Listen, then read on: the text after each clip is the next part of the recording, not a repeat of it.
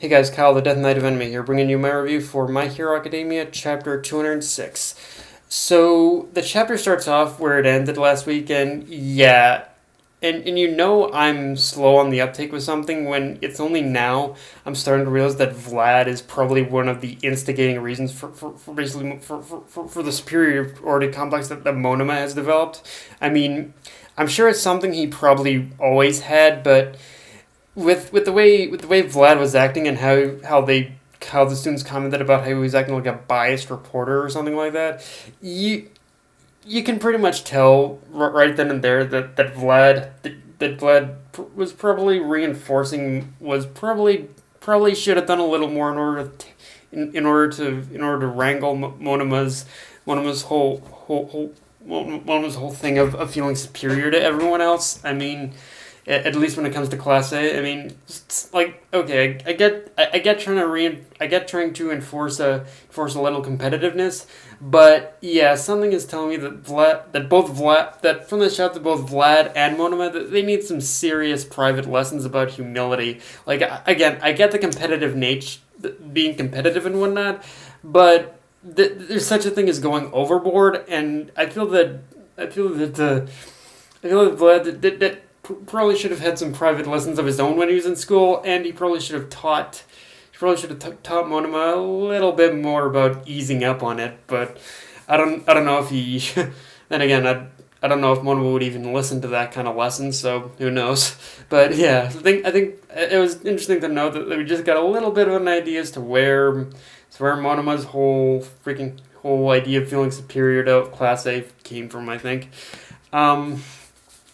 Having said that, I will admit I kind of like how Horikoshi decided to end this third exercise compared to how I predicted he would, because as we see in this scenario, the thing about the scenario that Horikoshi created with this chapter is that it leaves both Class A and Class B with this very awkward unease about where they need to go from here and how much they need to improve, which in a weird way I feel has humanized all of them in a way that officially puts them in even playing field as fellow students that respect each other and release and sound like they want to get stronger together as well when they all agreed to have a rematch, which is in its own way was them like openly acknowledging and admitting that their faults and strengths to each other, and that yeah and that they respect each other, and again this the other thing I do like about this setup is that it does differ in a way from the way I predicted it would end,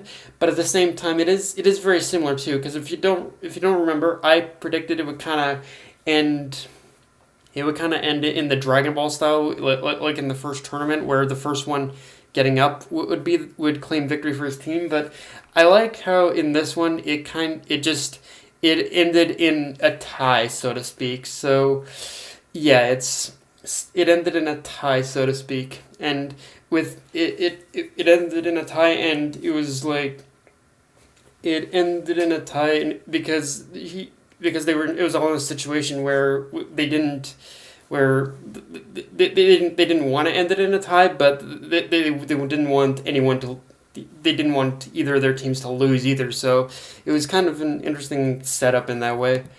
um and on that note, one thing I do like is that I like that it didn't. And again, it was something I didn't realize until reading this chapter, is that by having the main players out of the fight, it actually put a last minute focus on others, like all the others, we see of Orju and Shoji doing in this chapter, like I'll and like we see pretty much of with everyone down, we see pretty much it was show Gigi and Ojiro carrying the mantle, and it was like it put a lot of last minute focus on them, which I would have liked more, but at the same time it reinforced the desperation that everyone was feeling in order to claim victory until like it had to lead to the tie in the end of it all. So yeah, good on that. And yeah, the chapter ends with the next exercise starting and Bakugo up to bat, and Of course, we all love it when Bakugo is the main focus of anything in the series, but one thing I'm curious about with this setup is how Horikoshi plans to utilize everything Bakugo's learned at this point, even Izuku's secret, and how that'll translate into this exercise in battle that he's going to participate in. Because the one thing I definitely noticed about Bakugo's demeanor is that on the surface, he looks like the same Bakugo. But from what I could feel, at least feel from the atmosphere of the chapter and what he was thinking at the time, I think this is what we see from Bakugo is that we see someone who's confident, but this time he's got a completely clear head. Like there's nothing holding him back. There's nothing clouding his judgment. This is gonna be like a brand spanking new Bakugo that we're about to see, and or mostly new. It's basically the same Bakugo, just without all the emotional shit holding him back. And yeah, I'm just curious what new element Horikoshi plans to bring to Bakugo this time that we haven't seen yet, or even expand on something we've already seen. Like I said, I'm just curious how everything he's learned up to this point, pretty much both in his fighting skills as well as the secret of Izuku and All Might, is going to play into of what he's going to do now. And yeah, I'm just openly excited to see. And yeah, I'm just openly excited to see pretty much Bakugo in the spotlight again. One thing above all else actually about Bakugo in terms of the fighting of this chapter I'm curious about is what kind of purpose his costume is going to play in this, because he definitely made some adjustments to his costume in terms of the stuff he was wearing. Like it's a lot less exposed now. So I wonder how that's also going to play into any kind of new techniques he's developed. Like obviously he wouldn't have changed his costume like that if it wasn't for a good reason. So it's key. I'm also curious to see exactly what kind of new techniques he's developed in order to that require him to make that change to his costume. It's yeah, I'm curious about that too. And also one other thing. Now, as much as I ragged on Monoma in this chapter for being a bit of a idiot, for being a bit of a loudmouth idiot as usual, one thing that he did do is that he built up one of his classmates. I think it was Tokage.